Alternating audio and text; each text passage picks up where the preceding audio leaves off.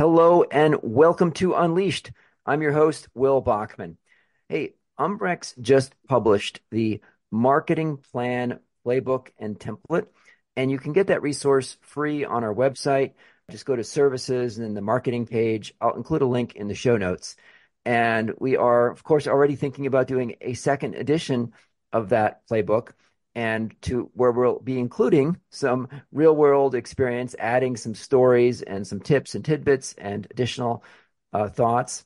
And to do that, we'll be interviewing some senior marketing leaders. And so I'm very pleased today that we have on the show as a guest, Kathy Hines, who was the chief marketing officer at some brands that many of us know and love, including Kipling, the North Face, and Dickies.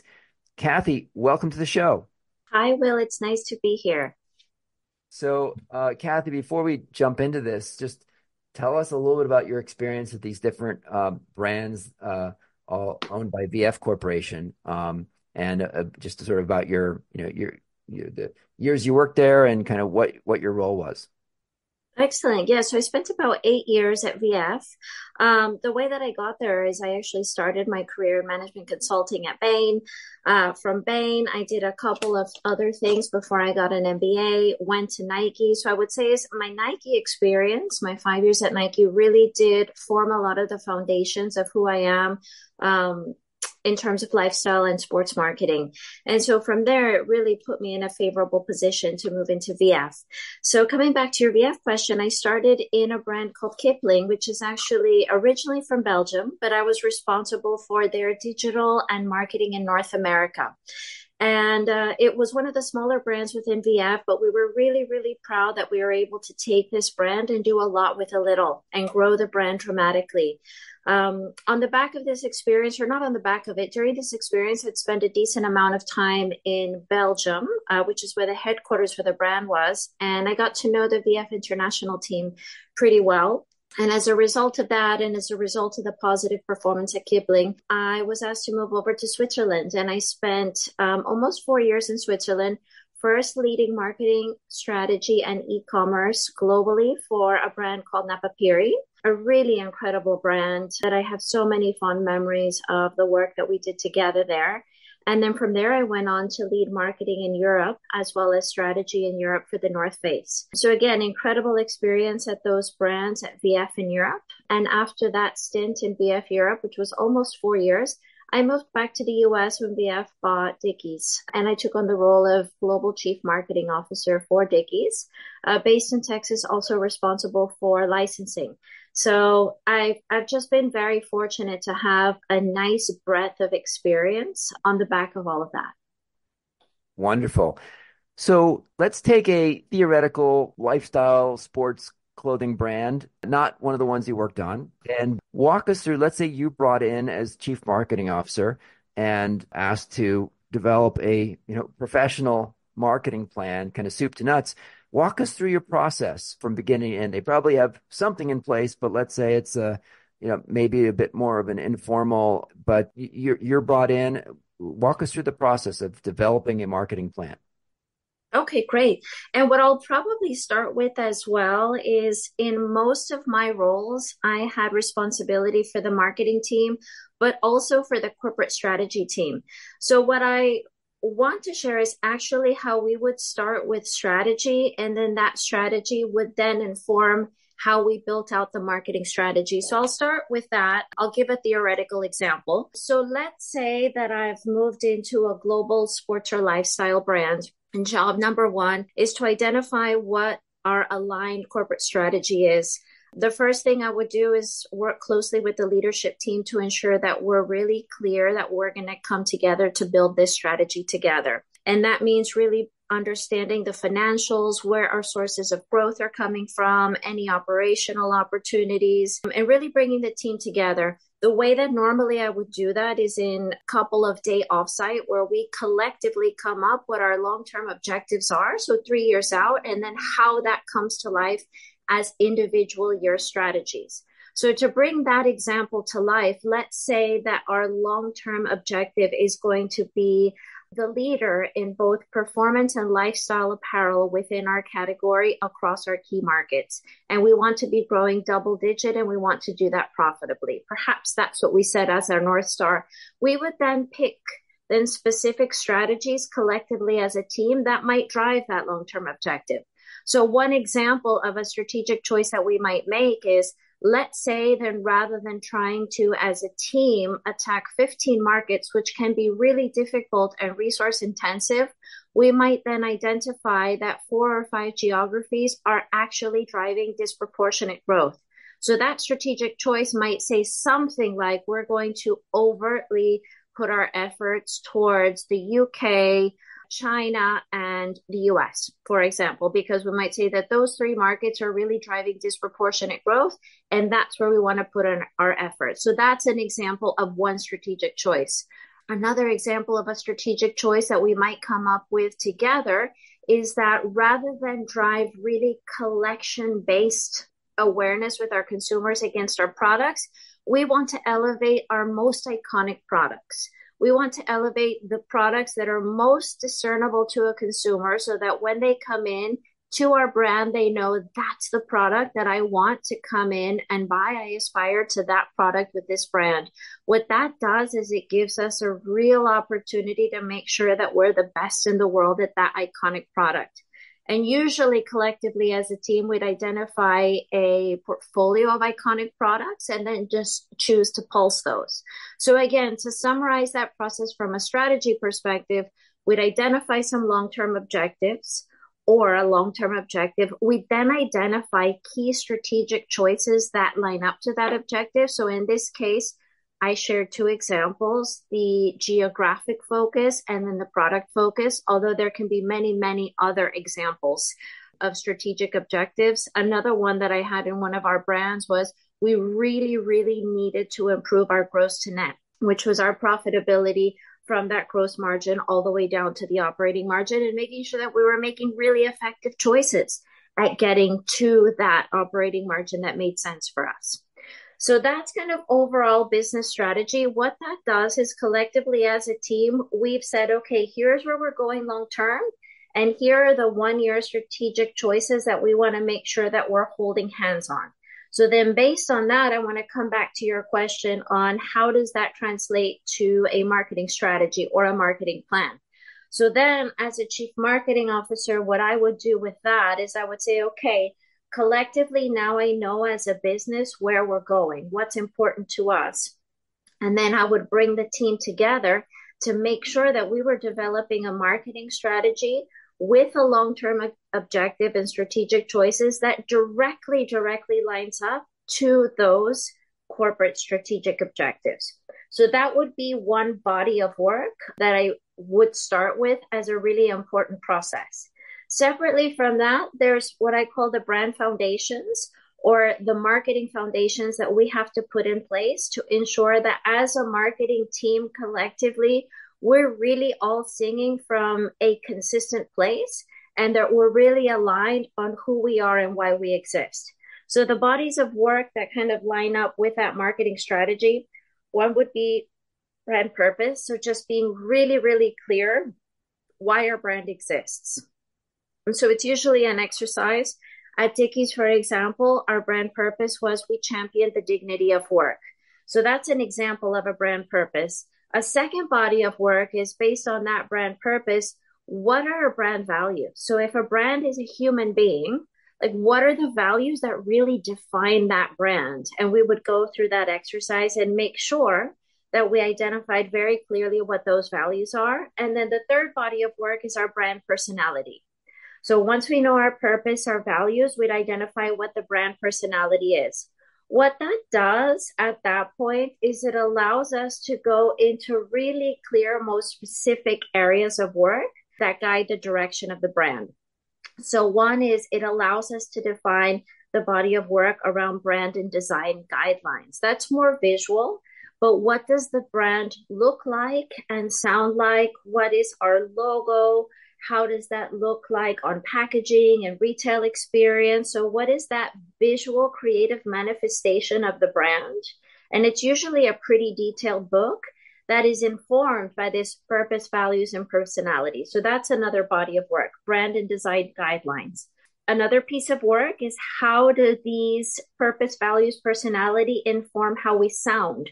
So we'd come up with a tone document. That tone document informs how and what we say in global communications and PR and social media and media. So that would be another body of work. And then we'd also then, based on that, come up with what does our e-commerce look like based on all these brand foundations? What do we look like in retail, in our own stores based on this? What does that look like when we come to life in our wholesale partners? So again, those are just all different examples. I started with the overall corporate strategy, but you can start to see how then this starts to cascade to all of the different parts of the business. And then also based on that, it can also lend itself to org design. So what does our org look like based on this? And then it can cascade all the way down to what are the individual goals and strategies of every person in the organization that lines up to everything that we're doing. So I'll just take a pause there for a minute to see if you have any thoughts, any reactions, any questions about that. Yeah, I'm curious. Could you give some additional examples of a brand purpose? That one you gave for Dickies was kind of quite suggestive, and I'm curious to hear, just maybe some other examples, not necessarily companies that you've worked at, just companies that you're aware of, if they have an announced brand purpose. Give some variety there. Okay, so I can come up with a few examples. The ones that I remember at the moment are the ones that I've worked on myself, but I can share some other examples of what I think the brand purpose is, a couple of other brands. When I was at Kipling, our brand purpose was to make happy. Kipling's a very joyful, a very colorful brand. It's a very lightweight brand. And so really it was about lightening your day. And so that brand purpose was around make happy. When I was at Napa, we had evolved some of the brand work at Napa Piri. And our brand purpose was around unlimit the future. I think it's had a couple of versions since then. So, brand purposes do evolve. But at that point, it was around unlimit the future. And it was really about thinking without boundaries. And it really had a lot to do with the innovation within product. So I don't know if that's helpful, but those are some that off the top of my head, I can remember. Okay, now that's great. So as we look forward to building this entire marketing plan, maybe start with the end, jump to the end. Tell us, what does this marketing plan, what's it look like? What's it contain? Is it one page? Is it 150 pages? What's included in it? Maybe walk through the table of contents of our marketing plan. Yes. So usually it can be brought down to a singular page, but then that singular page can have what I often call subchapters.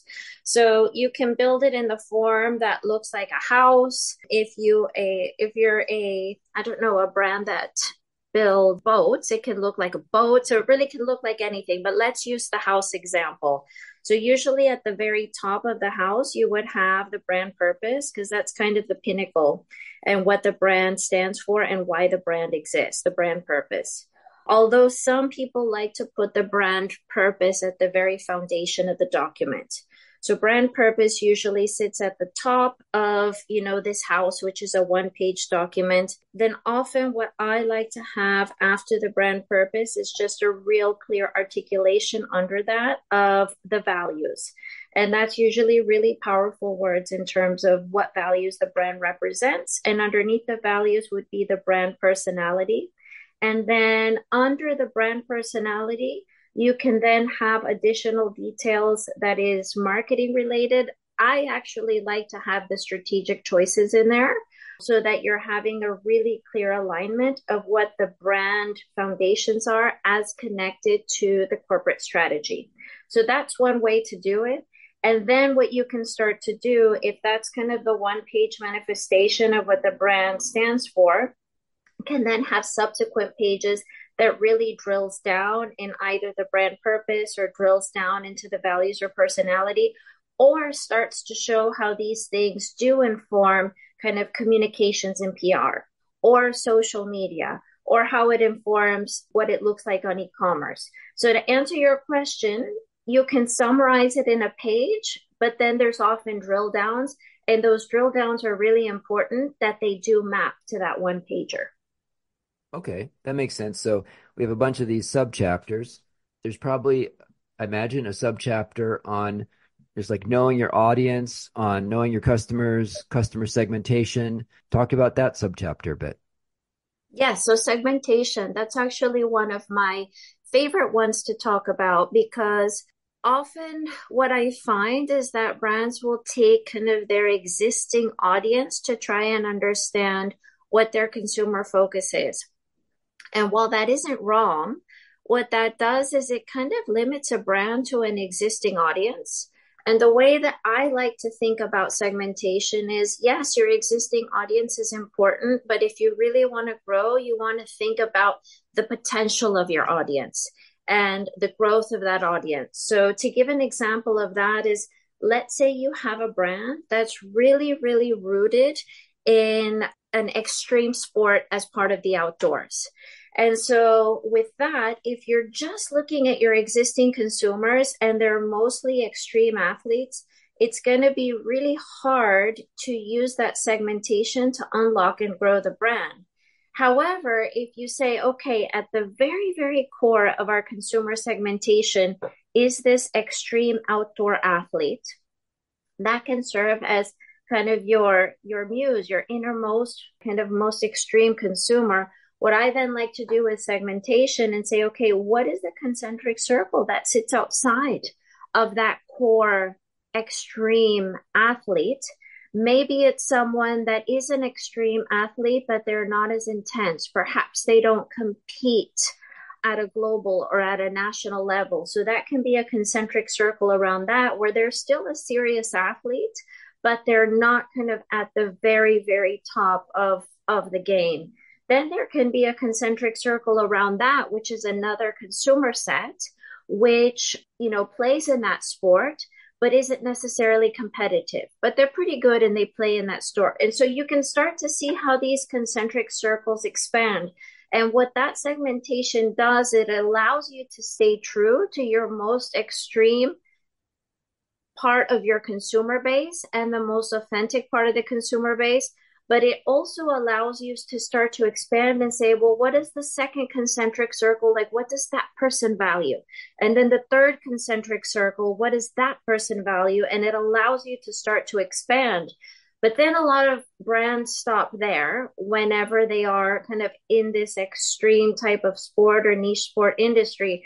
What's really interesting then with segmentation that I find is when you can take that kind of extreme sport anchor and apply it to a lifestyle for someone who perhaps has never even considered that sport, but might be inspired by that sport. You can see a lot of the action sports brands have done it really well, where they take, or really any sports brands, where they take the lifestyle of the sport and they apply it to lifestyle and to consumers who live in the city.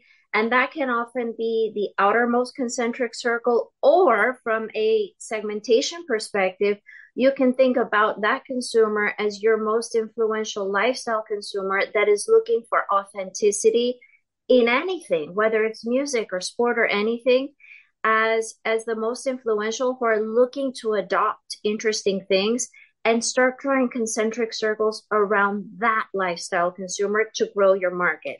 So my point is segmentation is really an important exercise. It's important to start with who your core consumer is, but then the most important thing is to understand what is the potential where the brand authenticity is still the anchor, but we can absolutely grow the brand. Does that make sense? It does. Let's go on to pricing strategy. Talk to me about how that would be kind of part of your overall marketing plan.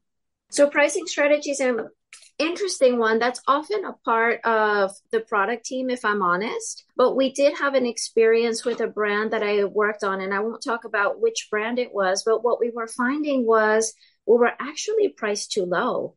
And we were finding that consumers were desperately seeking out our product. It was priced really low. And then one of the other interesting parts about this product was It was a multi-geography product, and our team in Europe had managed to take a particular silhouette and price it about 4 times as high as it was priced in the United States. And so that really opened our eyes that the potential of the brand was to be more expensive. And so with pricing strategy, like I said, that's often set by the product and the merchandising team, but that was an area where as a marketing team, we identified an opportunity. And so what we did in that case was a cross-functional team came in, which was product design, merchandising, as well as marketing and the leadership team to do a full pricing study to understand what was the potential of the brand. So that's one way to think about pricing. I can give another example within e-commerce where one has to be really, really careful on e-commerce. We were living in a world where e-commerce growth really became a metric that was tracked, e-commerce top line growth. And when we think about pricing there, often what was happening within e-commerce was growth was being driven by occasional sales or flash sales or friends and family. And so the frequency of discounting, which by definition is a reduction in price, started driving that top line sales. But when you're looking to build a healthy, profitable business, if you're what I call buying growth by discounting the product, you're really bringing overall prices down, because what e-commerce does is it creates a halo for the rest of the market. So anything that's sitting in other channels is naturally going to often have to follow what's happening in e-com. So from a pricing perspective in e-commerce, what I like to say is e-commerce kind of needs to set the cadence of what the pricing should be, because if they start discounting, what's going to start to happen in the rest of the market is that the rest of your product is going to be discounted. And then as a brand, you'll become less profitable and also be viewed as less desirable. So I just wanted to give kind of two different examples there, the two really unique situations, but both insightful. What I would also add to in terms of pricing as a third thing is when we're looking at metrics from a marketing perspective to identify whether or not we're a strong brand, one of the metrics I often like to include is full price sell-through. And so what we mean by that is when we look at the brand, what % of our product is actually selling through at full price without any discounts? That's a real strong indication of brand health. So that's something that's not, directly linked to pricing strategy, but it's more of a metric that we look at as an indication of how healthy the brand is. I can imagine, because they might start the shirts at the men's store at $99 or something, but then if they end up having 2 for 1 or heavily discounting, or they don't sell some at all, then they might be averaging a much lower average selling price. So you got to take that into account, I suppose. Yes, absolutely. So by tracking kind of full price sell through of your brands or the most iconic products within your brand, it's a real strong indication, because if that full price sell through starts to drop, something's happening in the market that's not healthy for your business. I mean, even think about a hotel. If your normal rate for a hotel is $1,000 a night and you track that as your full price rate, if a year from now you're like, oh gosh, we're actually charging $700 a night, even though our price is $1,000, something's going on. There's some discounting or friends and family, like the brand has been degraded. So it's an interesting one that I like to track, because brand health is important, and that's such a strong indication of it. Talk to me about if this is something you would put in your marketing plan, or how you would think about it, of all of the different metrics that you want to track to, to understand the business as, from a marketing perspective. Yeah, so I feel very strongly about clear tracking of KPIs and simple KPIs. And the reason I say that is I've been in so many organizations where there's just so much data collection that it gets to the point of collecting data and metrics for the sake of it, but then the organization is in a habit of using that data to drive action. So, what I prefer is fewer, simpler metrics and then creating a culture of action around those metrics. So, I'll give an example of the metrics that we've used in the past. One of my favorite metrics that we include for most brands because it's less expensive to track and kind of something that you can always look at for a relatively low cost is a Google brand interest. And the reason that I like Google brand interest is it's really intuitive. It's very simply an index, it's a measure of search volume for your brand. So as long as you create a consistent way of tracking that and you track it in the same way month on month, you can see as an index whether interest is going up or going down, which is a pretty important thing to track because if more people are searching for your brand, it probably means that they're interested in it. It's logical, it sounds really silly, but it's something that I really like to track. And the reason I also like to track Google brand interest is then you can get that down to a geography. So we can say, for example, if you were a brand, if Will Bachman was his own brand, we'd say, what's the global brand interest of Will globally? But is that higher in the US versus Australia versus France? Like, and if all of a sudden we were see these massive, massive pops for Will Bachman global brand interest in France, we'd say, what happened in France to drive that increase in global brand interest? So again, just kind of a silly example using you, but still global brand interest and then getting that down to geographic level is something that I really love to understand, but standardizing the way that we collect that.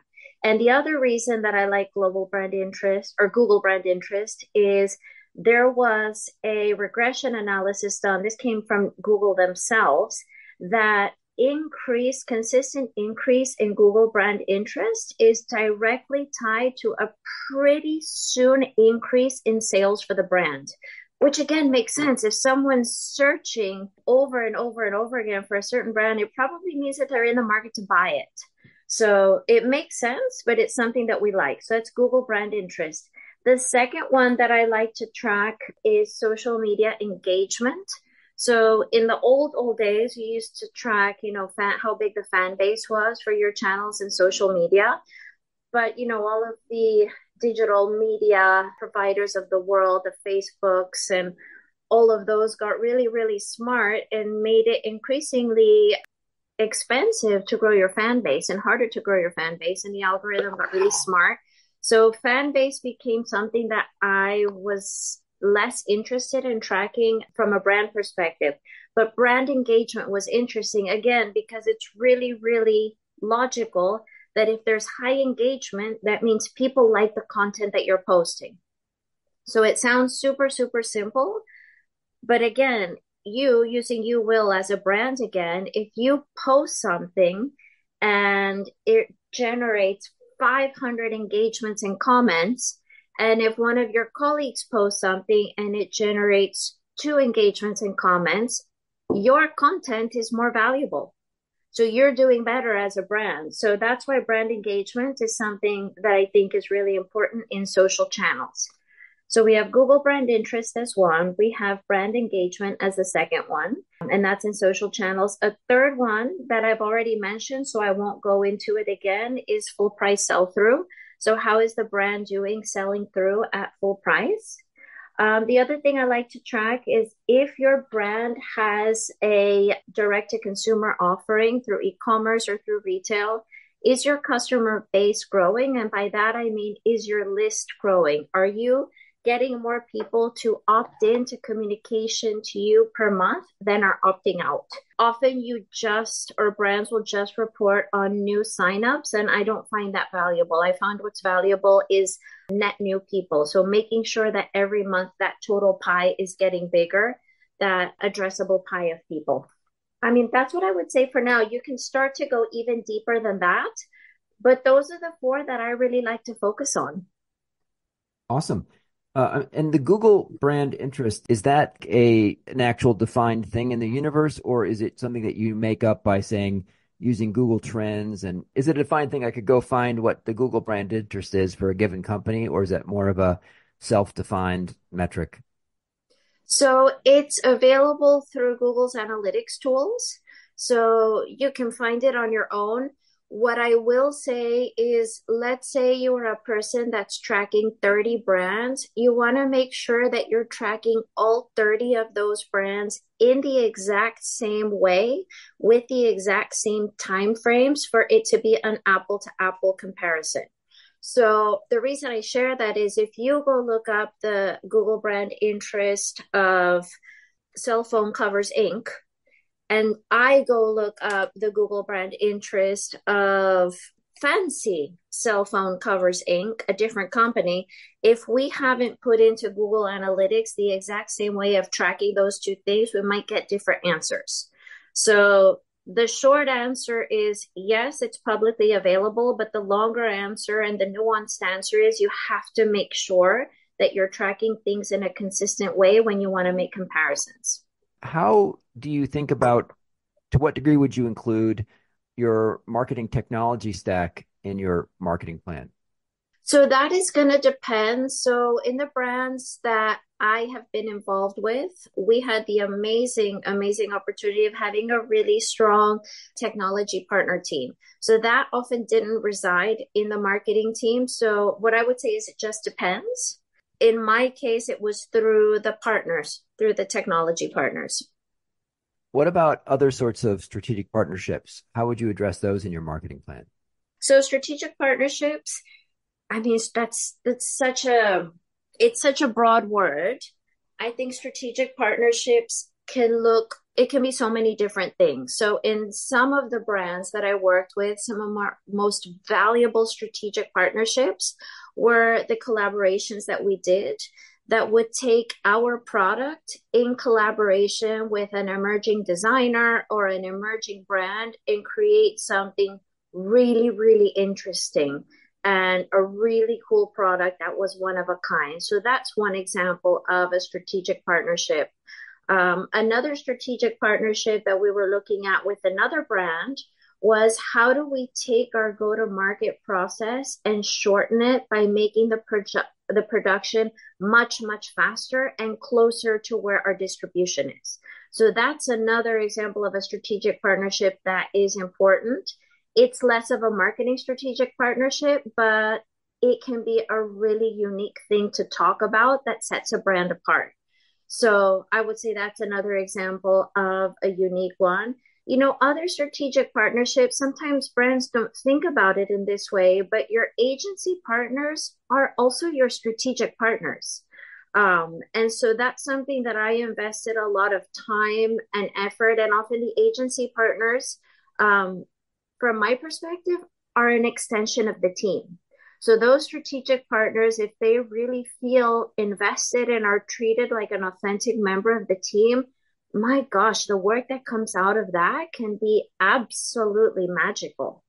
And then a fourth example of strategic partnerships is, let's say your brand has a really, really effective partnership with a wholesale retailer, either brick and mortar or digital. That can be also such a match made in heaven if you really, really manage that partnership well. I mean, I can think of a few examples whenever I was in Europe with some wholesale partners that were an absolute rocket for us, and vice versa, because we worked really well in advance to plan what we were going to launch and when, and what does that look like in the windows and in their in-store radio and on their website. So again, those distribution partners, if planned effectively and collaboratively, can be really, really effective as well. So again, strategic partnerships, it's such a big word. It can really manifest in so many different ways. I'd like to turn a bit now to your own practice. Could you tell us a bit about the services that you offer? Yes, so our practice is called Blue Moon. And so we really like to focus on three areas. So the first area is on private equity portfolio companies. And this can look a couple different ways. It can be in the due diligence phase when a private equity fund is looking to make an acquisition. I can help understand the company, the marketing structure, how they're spending their marketing funds, what they're focusing on, what seems to be going well, what isn't going well. So kind of in that diagnostic phase. as they're looking to make an acquisition, or once a private equity fund owns a company or they have a portfolio of companies, if they need someone to come in and either diagnose, help get these foundations that I've referenced in place with any of their portfolio companies, that's something that we can offer through Blue Moon. So that's one vertical, is portfolio companies of private equity funds. A second vertical is being an additional pair of hands with a consulting company. So consulting companies like, as you know, the Bains and the BCGs of the world might often need to tap into people who've actually lived and breathed inside of a brand to come in and either help with pitches or with client work. So that's an area where Blue Moon can come and play a role. And then the third, of course, is with public and private companies who might need project-based support or interim support. And this can look like any of the things that we've talked about, whether it's the business strategy, the marketing strategy, a segmentation, a go-to-market strategy, an analysis of their budget, org design at the overall or at the marketing, helping set KPIs, helping cascade all of this into organization. So any of that suite of work is something that we can do for public and private companies. So again, to summarize, it's the portfolio companies of private equity funds, it's consulting companies, and then the third vertical is public and private companies. Amazing. And where can listeners find your practice online? So my practice online, the best place actually is to message me directly through LinkedIn. I find that's the best way to reach out to me directly. So it's Kathy, Kathy, Hines, Hines, and I'm on LinkedIn. My company's called Blue Moon, based in the UK. But LinkedIn is really where I like to engage because you can also see a lot of the suite of the work that I've done on there. So LinkedIn is the best way. I do have a website, but I feel like LinkedIn houses my business information, but everything else as well. So I prefer that initial outreach through LinkedIn. Amazing. Well, Kathy, thank you so much for joining today. I really appreciate all your insights. Thank you, Will. It was a pleasure. I appreciate it.